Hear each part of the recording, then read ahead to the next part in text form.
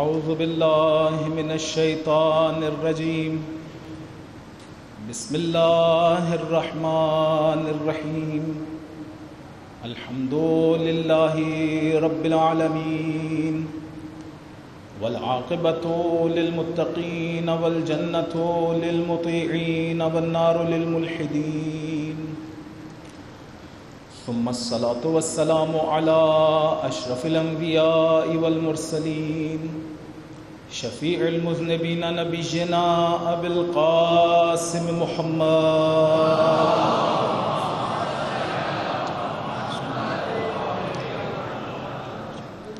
وعلى اہل بیتہ الطیبین الطاہرین الہداة المہدیین لا سیما بقیت اللہ فی الارضین روح لہ الفداء وارواح العالمین واللعنۃ الدائمۃ علی اعدائہم اجمعین من حین عداوتہم الی قیام یوم الدین اما بعد فقد قال اللہ تبارک وتعالی فی محکم کتابہ اعوذ باللہ من الشیطان الرجیم قل هل من شركائكم من يهدي للحق قل الله يهدي للحق أفمن يهدي للحق أحق أن يتبع أما لا يهدي إلا أن يهدى فما لكم كيف تحكمون صلوات پڑھنے محمد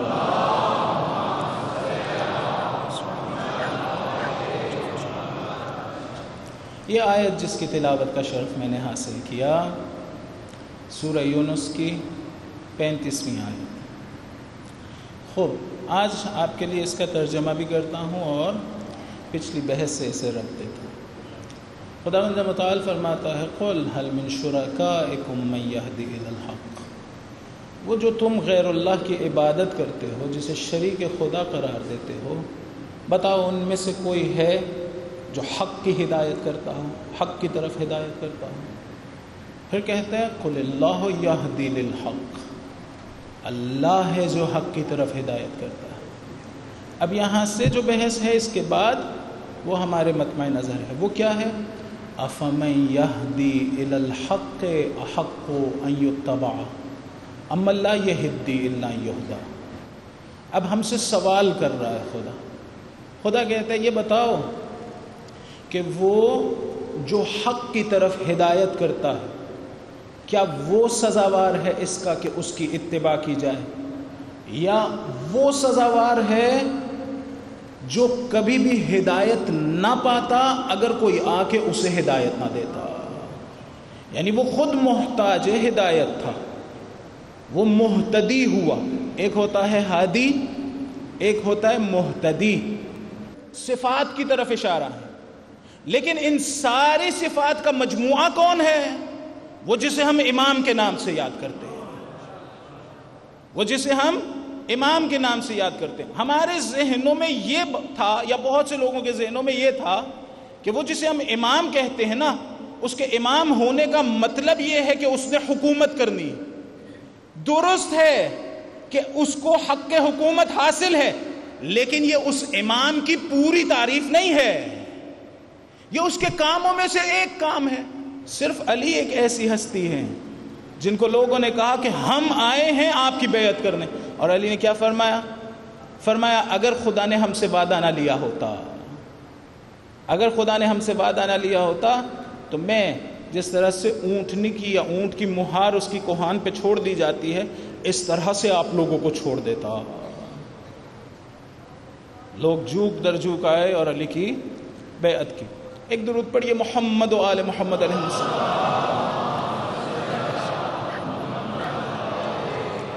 کہ حضور جس طرح سے رحمت للعالمین اس وقت تھے، ازل سے تھے، اب تک رہیں گے۔ ایسا نہیں ہونا کہ 63 سال کی عمر تک تو رحمت للعالمین تھے لیکن اب رحمت للعالمین نہیں ہیں۔ وہ پہلے بھی رحمت للعالمین تھے، وہ ابھی بھی رحمت للعالمین ہیں، اور میں نے کہا تھا وہ کہیں گئے نہیں ہیں۔ یعنی ایسا نہیں ہوا کہ یہ عالم ان سے خالی ہو گیا، ہوا یہ ہے کہ اب ہماری دسترس ان تک نہیں ہے۔ پہلے ہر کافر و مسلمان و منافق و ہر انسان کی ان کی طرف دسترس تھی، نہ فقط حضور بلکہ باقی ائمہ بھی اسی طرح سے. توجہ کریں کیا فرمایا تھا جناب امیر علیہ السلام نے؟ سلونی قبل ان تفقدونی، مجھ سے پوچھ لو جو پوچھنا ہے قبل اس کے کہ تم لوگ مجھے کھو دو. یہ ترجمہ غلط ہے کہ قبل اس کے کہ میں تم میں سے چلا جاؤں، یہ ترجمہ نہیں ہے. ترجمہ درست یہ ہے کہ قبل اس کے کہ تم لوگ میرے تک دسترس نہ رکھ سکو. یہ ترجمہ نہیں ہے کہ میں کہیں چلا جاؤں گا. یعنی وہ عظیم روح جس طرح سے پہلے محیط تھی عوالم پر، وہ آج بھی اسی طرح سے محیط ہے عوالم پر، لیکن چونکہ پہلے ان کا ایک تدبیری تعلق اپنے بدن سے قائم تھا تو ہم کیا کرتے تھے؟ سارے جا کے ان سے بات کر سکتے تھے، ان سے مل سکتے تھے. لیکن اب ایسا نہیں ہے. اب کوئی شخص اپنے آپ کو روحانیت کے بڑے مقام تک لے جائے تو ہاں اس کی دسترس حاصل ہو جائے گی. میں ایک نہیں کئی قصے آپ کو بتا سکتا ہوں جو خواب میں نہیں ہوئے. حتیٰ بعض قصص بعض اہل سنت کے علماء کے ساتھ پیش آئے ہیں. یہی شاید گجرات کے ایک عالم دین، یوٹیوب پہ پڑا ہے ان کا وہ سارا انٹرویو. وہ اہل حدیث تھے، پھر وہ چلے گئے مصر میں پڑھنے کے لیے اور نہایت قابل انسان تھے اور مصر میں پڑھتے تھے. اور ایک مرتبہ مفتی ازہر نے ان سے کہا کہ میری بیٹی سے شادی کر لی جائے، بہرحال جس طرح سے بھی رشتہ ہوا. تو انہوں نے کہا ہاں ٹھیک ہے، میں قبول کرتا ہوں اس رشتے کو، یہ رشتہ ہونا چاہیے. کہا لیکن میری ایک شرط ہے، وہ شرط یہ ہے کہ ہمارا نکاح ایک کافر پڑھائے گا. مفتی مصر، مفتی ازہر، اس نے کہا یہ کیا ماجرا ہے، یہ کیا ضد ہے تمہاری کہ ہمارا نکاح ایک کافر پڑھائے گا؟ کہا نہیں، اگر شادی ہوگی تو اسی طرح سے ہوگی. کہا یہ کیسی شرط رکھی ہے آپ نے؟ کہا اچھا تم اپنی بیٹی کے نکاح کے لیے قائل نہیں ہو کہ ایک کافر پڑھائے، تم رسول کے نکاح کے لیے کیسے قائل ہو گئے ہو؟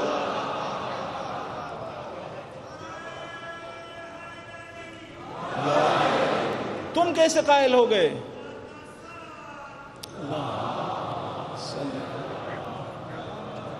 اس نے کہا ہاں تم بات ٹھیک کہہ رہے ہو. کہا نہیں میں بات ٹھیک کہہ رہا ہوں نہیں، ایک اعلامیہ نکالو اور اس اعلامیہ پہ لکھو کہ علی کا باپ ابو طالب مومن تھا. ایسا ہی ہوا. پھر یہ ماجرا گزر گیا. قابل انسان تھے. ایک مرتبہ ایک کانفرنس تھی نجف میں، تو انہوں نے جانا تھا، اس میں شرکت کرنا تھا. اظہر نے ان کا انتخاب کیا، جامعۃ الازہر نے کہا آپ جائیے، اور انہوں نے جا کے علماء سے مناظرہ کرنا تھا. لیکن جب وہ نجف پہنچے، یہ سارا انٹرویو وہاں پر یوٹیوب پہ ہے، آپ دیکھ لیجیے گا، میں جلدی سے عرض کرتا ہوں. انہوں نے بہرحال تفصیل سے عرض کیا. جب وہاں پہنچے تو انہوں نے آیت اللہ محسن حکیم طباطبائی سے بات کی، ملاقات کی. انہوں نے شاید چائے پہ بلایا، کھانے پہ، جس پہ بھی. تو وہاں انہوں نے کہا آیت اللہ محسن حکیم طباطبائی نے آپ کے کیا سوالات ہیں آپ بتائیے. تو انہوں نے کہا نہیں اس طرح سے تو نہیں ہوگا، یہ تو اسی دن بتاؤں گا جس دن مناظرہ ہو، اصول بھی یہی ہے اسی دن بتایا جائے. تو کہا اچھا. آئے محسن نے کہا، آئے محسن طباطبائی نے، کیا بلند شخصیت تھی. انہوں نے کہا اچھا اگر تمہارے سوالوں کا جواب خود یہ حرم والا دے دے تو کیسا ہے؟ یا خود یہ شخصیت دے دے تو کیسا ہے؟ انہوں نے کہا یہ کیسے ہو سکتا ہے؟ کہا نہیں ہو سکتا ہے. ایک مرتبہ انہیں حرم میں لے کے گئے اور دروازے بند کر دیے.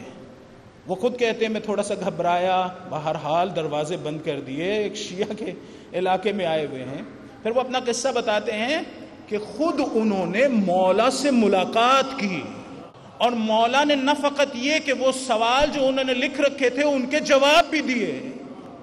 جب جواب دے دیے تو ایک مرتبہ انہوں نے پوچھا مولا یہ مجھ پہ اتنی عنایت کیوں کی ہے، کیوں میرے سوالوں کے جواب دینے خود آئے ہیں؟ کہا تم نے ہمارے بابا کا دفاع کیا تھا.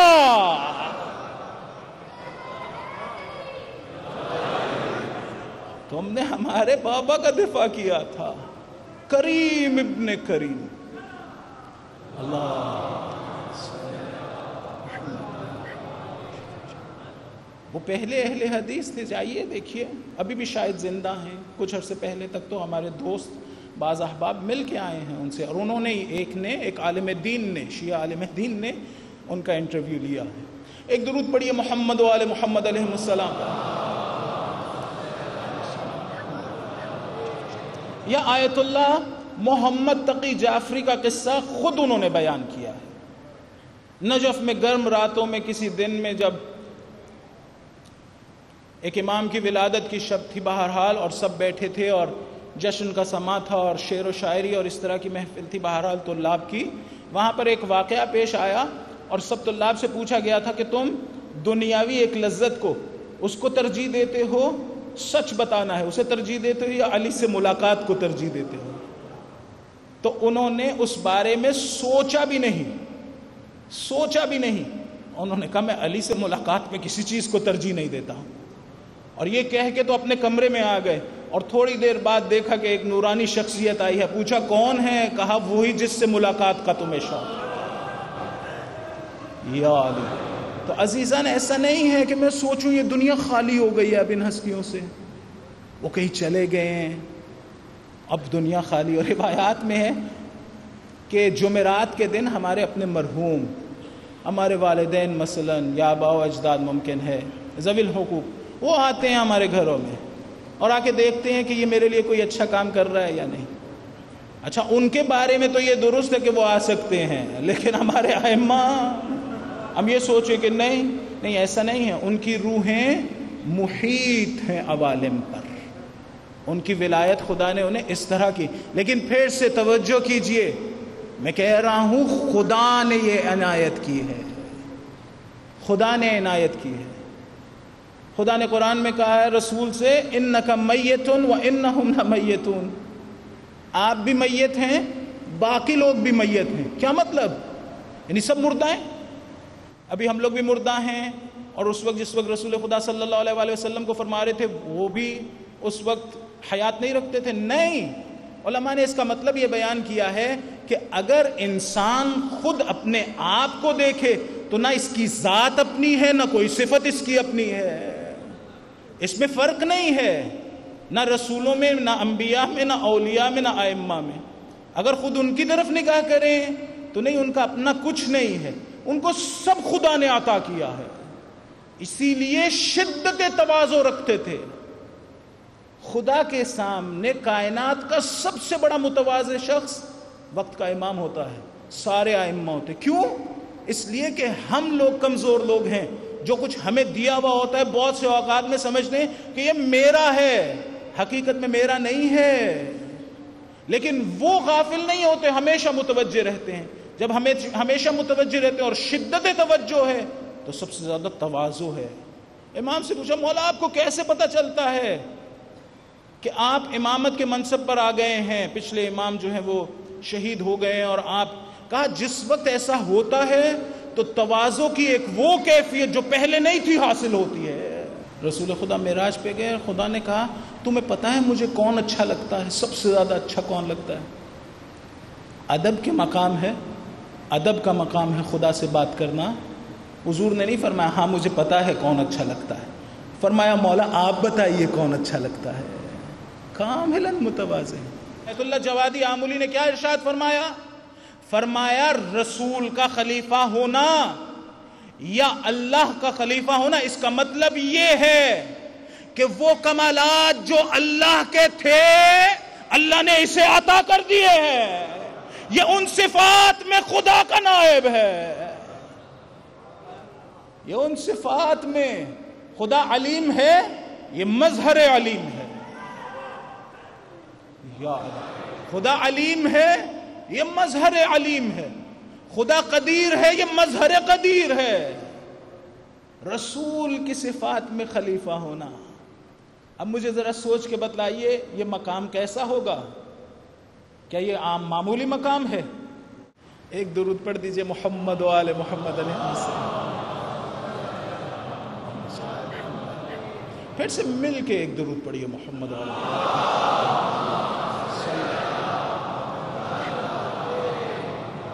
نہایت بلند مقام ہے۔ اسی طرح سے ولایت، جس وقت آپ کہتے ہیں مولا المؤمنین، ولی المسلمین، ولی المتقین، ولی المؤمنین، اس کا مطلب یہ ہوتا ہے یہ مولا ہے، اس کو حق کے حکومت ہے، اس کو حق کے تصرف ہے، یہ ہمارا آقا ہے، ہم اس کے بندے ہیں۔ اس کے بندے ہیں کا مطلب یہ نہ سمجھیے گا کہ جس طرح سے نہ، بندے ہیں کا مطلب یہ کہ ہم اس کے غلام ہیں، ہم پہ اس کی اطاعت۔ غلام کا مطلب بھی میں بردگی نہیں کہہ رہا، سلیوز نہیں کہہ رہا ہوں، یعنی ہم پہ اس کی اطاعت واجب ہے۔ یہیں سے یہ بھی مطلب بیان کر دوں کہ جس وقت حضور کو فرمایا، حضور کے بارے میں جناب امیر علیہ السلام نے فرمایا انا عبد من عبید محمد، وہاں پر مطلب یہ نہیں ہے کہ آئی ایم اے سلیو، میں رسول پاک صلی اللہ علیہ وآلہ وسلم کے غلاموں میں سے ایک غلام ہوں، یہ نہیں کہہ رہے تھے، یعنی سلیو کے مطلب میں نہیں تھا۔ فرما رہے تھے جس طرح سے لوگوں پر حضور کی اطاعت واجب ہے، اسی طرح سے مجھ پہ واجب ہے، میں مطیع ہوں رسول خدا صلی اللہ علیہ وآلہ وسلم کا۔ ایک درود پڑھیے محمد و آل محمد علیہ السلام۔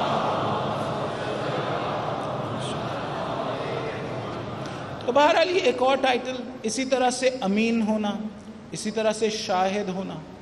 خوب، اب امام ہونے کا کیا مطلب ہے یا ہادی ہونے کا کیا مطلب ہے؟ ہم نے کہا کہ امام اس کی کچھ صفات ہیں، وہ معصوم ہے۔ معصوم یعنی کہ ذرہ برابر بھی اس میں ظلم کا شائبہ نہیں ہے۔ سمجھیے کہ عصمت کیا ہوتی ہے۔ عصمت کا مطلب یہ نہیں ہوتا ایک بندہ معصوم ہو، اس کا مطلب یہ نہیں ہوتا ہے کہ خداوند متعال نے اس کے ہاتھ باندھ کے رکھے ہوئے ہیں، وہ اب کبھی بھی کوئی غلط کام نہیں کر سکتا ہے، یعنی مجبور ہے۔ اگر کوئی شخص گناہ کرنے پر قادر ہی نہ ہو، اس کے ہاتھ باندھ کے رکھے ہوئے ہوں اور وہ گناہ نہ کرے، یہ کوئی کمال نہیں ہے۔ کمال تو تب ہے کہ جب وہ کر سکتا ہو اور نہ کرے۔ لہٰذا ہم جب کہتے ہیں کہ فلاں امام یا ہمارے ائمہ معصوم ہیں، اس کا مطلب یہ نہیں ہوتا کہ مجبور ہیں، ان کے ہاتھ باندھ کر رکھے ہوئے ہیں، ایسا نہیں ہوتا ہے، بلکہ یہ ہے کہ علم کی ایک کیفیت ہے۔ مثلا جھوٹ بولنے کا باطن یہ ہے کہ انسان کے وجود سے ایک بری بو خارج ہوتی ہے جو فرشتوں کو اذیت کرتی ہے، یہ باطن عمل ہے۔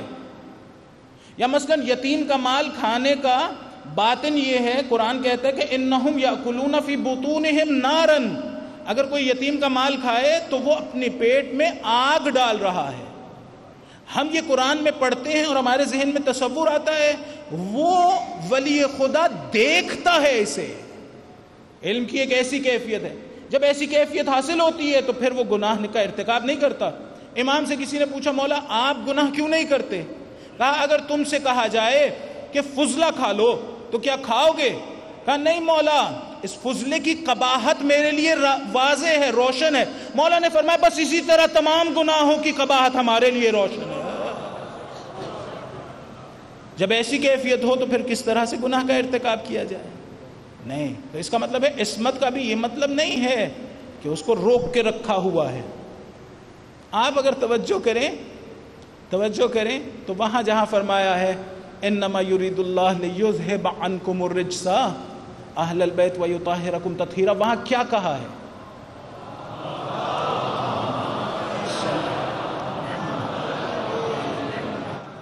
وہاں کیا فرمایا ہے؟ توجہ کیجئے گا، فرمایا ہم نے آپ سے کس چیز کو دور رکھا ہے؟ رجس کو دور رکھا ہے، یعنی فطرت سلیمہ کے خلاف کوئی بھی چیز ہو، شرک ہو یا کوئی گناہ ہو، جہالت ہو یا کچھ اور ہو، فطرت سلیمہ کے خلاف ہے۔ کہا ہم نے ہر رجس کو آپ سے دور رکھا ہے، یہ نہیں فرمایا کہ ہم نے آپ کو ہر رجس سے دور رکھا ہے۔ توجہ، فرمایا ہے ہم نے رجس کو، ہر نجاست کو آپ سے دور رکھا ہے، یہ نہیں فرمایا آپ کو ہر نجاست سے دور رکھا ہے۔ اگر یہ فرما دیا جاتا نا، مثلا دیکھیں میں مثال دیتا ہوں، فرض کرے میں کہوں کہ میں نے اپنے بیٹے کو فلاں گناہ سے روک کے رکھا ہوا ہے، آپ کے ذہن میں کیا آئے گا؟ آپ کے ذہن میں آئے گا کہ ان کا بیٹا وہ گناہ کرنا چاہتا تھا، انہوں نے روک کے رکھا ہے۔ خدا نے کہا نہیں، ایسا نہیں ہے کہ یہ کرنا چاہتے تھے اور میں نے روکا ہے، نہیں، میں نے تمام نجاستوں کو دور رکھا ہے، ان میں خواہش نہیں تھی، میں نے دور رکھا ہے۔ ایک درود پڑھ دے محمد و آل محمد علیہ السلام۔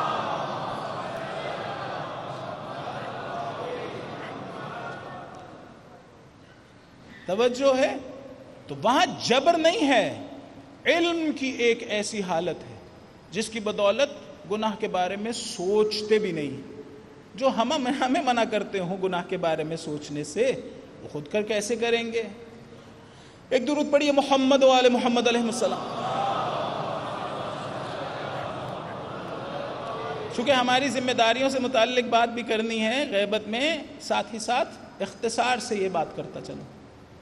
انسان کے اللہ تعالیٰ نے دروازے رکھے ہیں. یہ میرا جسم ایک طرح سے دروازہ ہے. کس چیز کا؟ میری روح کا. میری روح میں بہت سی چیزیں اس جسم کے ذریعے سے داخل ہوتی ہیں. اس کا شدت سے تعلق ہے میری روح کے ساتھ. وہ کام جو میں اپنے جسم سے انجام دیتا ہوں، وہ کام اس جسم کے ذریعے، اس دروازے کے ذریعے میری روح میں آتے ہیں. علماء نے کہا یہ آنکھیں دروازہ ہیں، یہ کان دروازہ ہیں. میں سنتا ان مادی کانوں سے مادی اصوات موج ہوں، امواج. لیکن یہ ان کانوں سے سننے کے بعد اس جسم تک باقی نہیں رہتی ہیں، یہ میری روح میں داخل ہوتی ہیں. ان آنکھوں کے ذریعے سے میں یہی جو اشیاء ضوء ہے، یہ جو نور ہے، اس کے ذریعے سے میں دیکھ رہا ہوں. ایسا نہیں ہے کہ میری روح میں نہیں جا رہا، میری روح میں جا رہا ہے جو کچھ میں دیکھ رہا ہوں.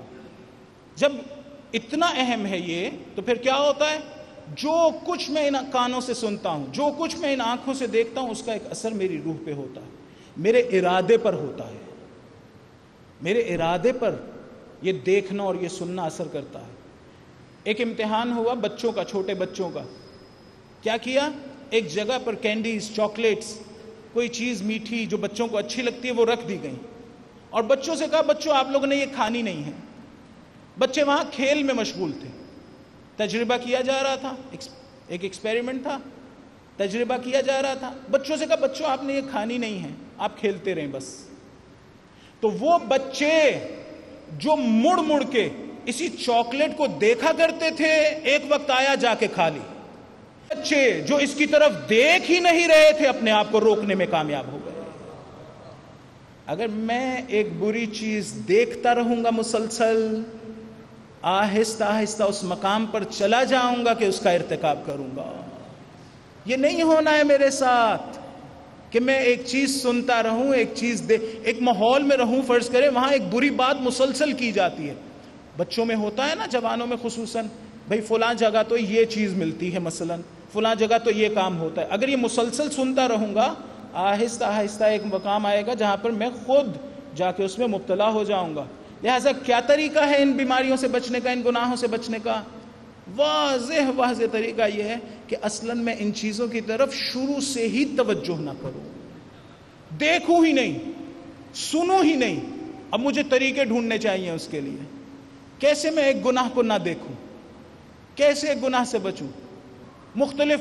ہر بندہ ہم میں سے مختلف ہے، ہر بندہ مختلف طریقے سے رکے گا. میں نے شاید یہیں پر عرض کیا تھا، دوہرا رہا ہوں کہ ایک بچہ جس سے گناہ نہیں چھوٹتا تھا، وہ کیا کیا؟ اس نے ایک مرتبہ زیارت پہ گیا تو وہاں سے چھوٹا سا علم اٹھا کے لے آیا اور لا کے اس نے اپنے کمرے میں رکھ دیا. پھر اس نے کبھی گناہ کا ارتکاب نہیں کیا. کیوں؟ اسے شرم آتی تھی اس کمرے میں گناہ کرتے ہوئے جہاں حضرت عباس کا علم ہو. آپ کو بھی ڈھونڈنا پڑے گا میں کیسے رکوں گا. لیکن اگر ہم لوگ اس کا خیال نہیں رکھیں گے تو پھر مشکل ہو جائے گا. وَلَا تَتَّبِعُوا خُطُوَاتِ الشَّيْطَانِ، شیطان کے فٹ سٹیپس کو فالو نہ کریں. شیطان پہلے دن میں ہمیں نہیں کہے گا وہ فلاں بڑا کام کر لو. وہ شروع کرے گا اسی جگہ سے. ایک چیز دیکھیں گے، ایک چیز سنیں گے، اس کے بعد اگلا قدم، پھر اگلا قدم، پھر اگلا قدم، اور پھر آخر میں ایک درود پڑھ دے محمد و آل محمد علیہ السلام.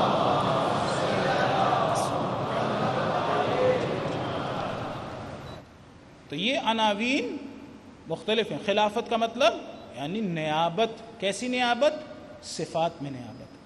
امام کا مطلب کیا ہے؟ ہادی کا مطلب کیا ہے؟ ہادی کی کیا قسمیں ہیں؟ خدا ہادی ہے حقیقت میں، اور خدا نے اپنے نمائندے بنائے ہیں. امام کا مطلب یہ ہے ایک ایسی شخصیت جس کی اقتدا کی جائے، ایک ایسی شخصیت جس کے اعمال پر اور جس کے اقوال پر ہمارے اعمال اور اقوال پرکھے جائیں. میرا قول درست ہے یا درست نہیں ہے، یہ کیسے دیکھا جائے گا؟ امام کے قول پہ پرکھ کے یا خدا کے قول پہ پرکھ کے، کتاب اللہ پہ. میرا عمل درست ہے یا نہیں ہے، یہ کیسے پرکھا جائے گا؟ امام کے عمل کو دیکھ کے دیکھا جائے گا میرا عمل امام کے عمل کی طرح کا ہے یا نہیں. نیتوں میں ان کے عمل کے برابر نہیں ہو سکتا، نیتوں میں ان کے عمل کے برابر نہیں ہو سکتا، ظاہر میں ان کے برابر ہے یا نہیں. جس وقت حضور فرما رہے تھے صلو کما رأیتمونی اصلی، جس طرح میں نماز پڑھتا ہوں اس طرح تم بھی نماز پڑھو، یہ نہیں کہہ رہے تھے کہ تم میری طرح کی نیتیں رکھ سکتے ہو. کہہ رہے تھے نہیں، جس طرح سے میں ایک رکوع کروں گا تم بھی ایک رکوع کرو، جس طرح میں رکوع میں فلاں ذکر کروں گا تم بھی وہ ذکر کرو. ورنہ نیتوں میں زمین و آسمان کا فرق ہے. زمین و آسمان کا. دو چیزیں ہوتی ہیں عمل میں، ایک وہ خود عمل اور ایک اس کی نیت. نیت کیسے بنتی ہے؟ انسان کے درجہ وجودی کے اعتبار سے.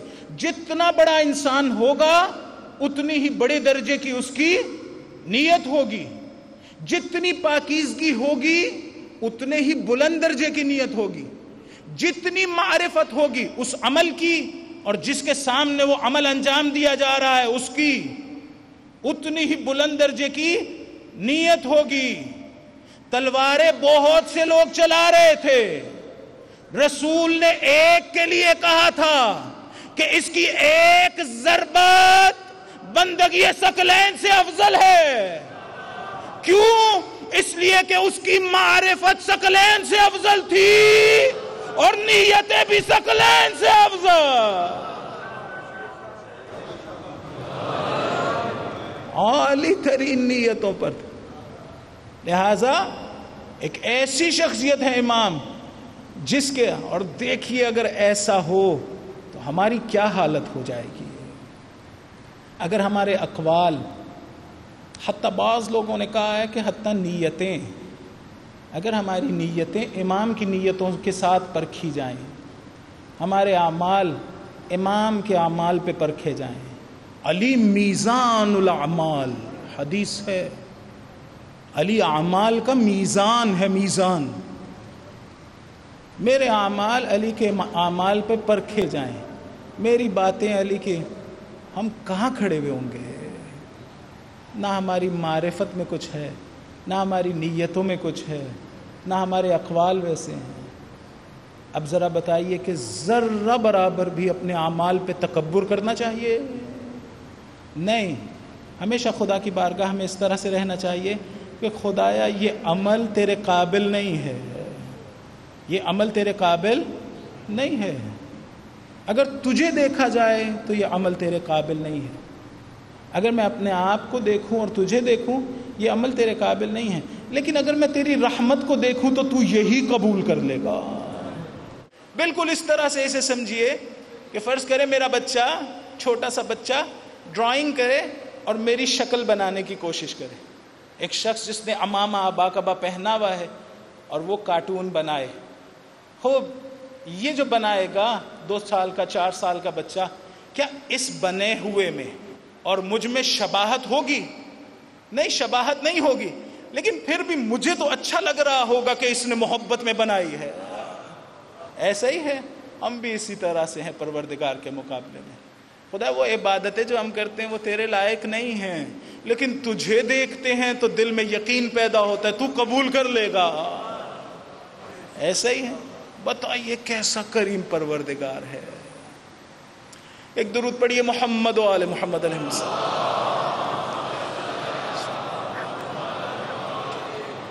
یہ کہاں سے سیکھا ہے ہم نے؟ یہ کہاں سے سیکھی ہے یہ بات؟ 11 محرم کو جناب زینب سلام اللہ علیہا سر پہ چادر نہیں تھی، ہاتھ بندھے ہوئے تھے. امام حسین علیہ السلام کی لاش پر آئی جو جگہ جگہ سے کٹی ہوئی تھی، اس پہ تیر تھے، اس پہ ٹوٹی ہوئی تلواریں تھیں، اس پہ پتھر تھے. دیکھیں ایک بی بی یہ کام کر رہی ہے، بندھے ہوئے ہاتھ، مجھے نہیں پتا کس طرح سے لاشے کے نیچے سے گزارے، اور ایک مرتبہ اٹھانے کی کوشش کی، اٹھا کے کیا کہہ رہی تھی اللہم تقبل منا ھذا القربان، یعنی خدایا مہربانی کر اسے قبول فرما لے۔ ایسی کیفیت نہیں تھی کہ ہم نے آپ کے لیے بہت کچھ کر دیا ہے، کہہ رہی تھی خدایا تجھے دیکھا جائے تو پھر یہ امید ہے خدایا یہ قبول فرما لے، اس لیے کہ خالص نیتوں سے انجام پایا ہے۔ کربلا میں یا کربلا والوں میں کچھ بچے ایسے تھے جن پہ رونے والا کوئی بھی نہیں تھا، جن پہ رونے والا، دو بچے ایسے تھے جن کی ماں موجود نہیں تھی، باپ شہید ہو چکا تھا، باپ موجود نہیں تھا، شہید ہو چکا تھا، ماں بھی موجود نہیں تھی۔ مجھے سمجھ میں آتا ہے کہ اس پہ کیوں کوئی روتا نہیں تھا، اس لیے کہ بابا شہید ہو گئے اور ماں موجود نہیں ہے، تو کون گریہ کرے گا ان بچوں پر؟ وہ کون تھے؟ جناب مسلم کے دو شہزادے، حضرت محمد و حضرت ابراہیم علیہ السلام، چھوٹے چھوٹے، مقتل کی کتاب میں لکھا ہے ان کے لیے لفظ طفل استعمال ہوا ہے، ابھی نوجوانی میں داخل نہیں ہوئے تھے، چھوٹے چھوٹے سے بچے تھے۔ آغا صدوق نے لکھا ہے، شیخ صدوق نے، کہ انہیں کربلا سے لیا گیا تھا۔ بات سمجھتے ہیں اس کو؟ سمجھ آتی ہے یہ بات؟ یعنی جس وقت خیموں کو لوٹا جا رہا تھا تو بچے صحرا میں بکھر گئے تھے، کسی ظالم نے یہ دو بچے اٹھائے اور قید کر لیے، قافلے والوں کے ساتھ نہیں تھے، یہ بچے الگ سے قید کر لیے گئے تھے۔ ابن زیاد کے پاس لائے گئے، اس نے حکم دیا کہ انہیں زندان میں ڈالا جائے اور ان پہ سختی کی جائے۔ زندان سمجھتے ہیں ہم لوگ؟ ان بچوں کو پورے دن میں 2 روٹیاں دی جاتی تھی اور 1 پانی کا پیالہ دیا جاتا تھا۔ 1 سال یہ اس زندان میں رہے۔ ایک دن ایک بھائی نے دوسرے سے کہا بھیا ہمارے جسم گھولتے چلے جا رہے ہیں، یہ جو دربان والا ہے، یہ جو زندان والا ہے، اس سے کہتے ہیں کہ ہم پہ کچھ آسانی پیدا کر، کچھ ہمارے لیے راحت پیدا کر، شاید قبول کر لے۔ ایک مرتبہ وہ بوڑھا آیا تو ایک بھائی نے پوچھا اے شیخ کیا تو رسول کو جانتا ہے؟ کہا ہاں میرے نبی ہیں۔ کہا کیا علی مرتضیٰ کو جانتا ہے؟ کہا ہاں رسول کے چچا زاد ہیں۔ کیا جعفر طیار کو جانتا ہے؟ کہا ہاں خدا نے اسے 2 پر دیے ہیں، فرشتوں کے ساتھ پرواز کرتے۔ کہا ہم اسی جعفر طیار کے خاندان سے، اسی علی مرتضیٰ کے خاندان سے۔ پوچھا کون ہو؟ کہا ہم تیرے رسول کی اطرت ہیں۔ ایک مرتبہ اس نے یہ سنا، پاؤں پہ گر گیا، بوسے دے رہا تھا، بچوں سے کہتا ہے بچوں یہ دروازہ کھلا ہے، 2 روٹیاں دی، پانی کا کوزہ دیا، کہا بچوں چلے جاؤ لیکن ذرا دھیان رکھنا تم گلی کوچوں میں فقط رات کے وقت سفر کرنا۔ بچے چلتے چلتے ایک مرتبہ تھک گئے، ایک ایسی جگہ پہنچے جہاں ایک مومنہ کھڑی تھی گھر کے باہر، شاید کسی کا انتظار کر رہی تھی۔ اس مومنہ سے کہا مومنہ کیا تو ہمیں پناہ دے سکتی ہے؟ پوچھا تم کون ہو؟ کہا ہم رسول کی اطرت ہیں۔ اس مومنہ نے پناہ دی، لیکن اس نے کہا مومنہ ہے کہ میرا داماد ایک شقی انسان ہے، 1 سال پہلے کربلا میں حسین سے جنگ لڑتا رہا، مجھے ڈر ہے کہیں وہ نہ آ جائے۔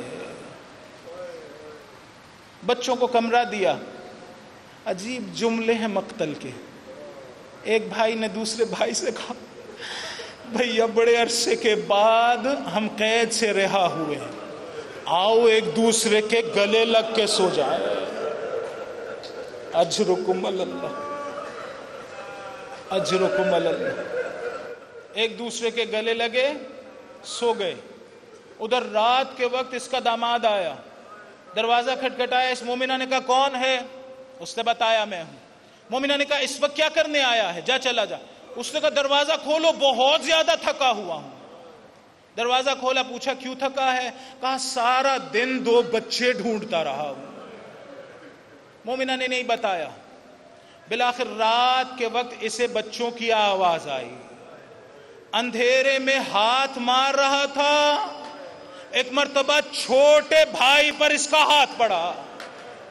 اس نے آواز دی بھیا بیدار ہو. وہ جس کا خوف تھا وہی ہو گیا ہے. اس نے پوچھا تم دونوں کون ہو؟